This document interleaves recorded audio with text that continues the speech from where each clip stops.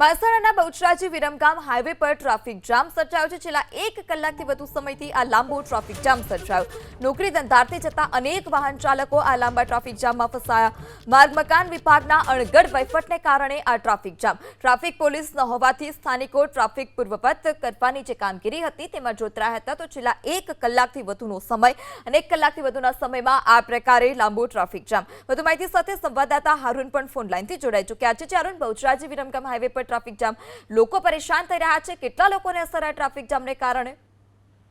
વહેલી સવારથી જ લોકો પોતાના ધંધા રોજગાર માટે નીકળ્યા છે, ત્યારે બહુચરાજી વિરમગામ હાઈવે ઉપર લાંબુ ટ્રાફિક જામ થયું છે। આરએનબી વિભાગના અણઘડ વહીવટના કારણે આ ટ્રાફિક જામ જોવા મળી રહ્યું છે, કારણ કે એક તરફી રસ્તો ચાલુ છે ને રોડનું કામ ચાલતું હોવાના કારણે ક્યાંક ને ક્યાંક કેટલાક લોકોએ રસ્તામાં વાહન પાર્ક કર્યા હતા, જેના કારણે ટ્રાફિક જામ થયું હતું। જોકે ટ્રાફિક જામ થતા લાંબુ ટ્રાફિક જામ જોવા મળ્યું હતું ને હજારો વાહનો આ ટ્રાફિક જામમાં ફસાયા હતા। વહેલી સવારે નોકરી ધંધા રોજગાર માટે લોકો ઘરેથી નીકળ્યા છે, ત્યારે ક્યાં કલાકો સુધી ટ્રાફિક જામમાં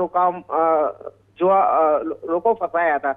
જોકે સ્થાનિક ટ્રાફિક પોલીસ ના હોવાના કારણે સ્થાનિકોએ આ ટ્રાફિક દૂર કરવા માટે મહેનત કરી હતી। જી હારૂન, સમગ્ર માહિતી બદલ આભાર।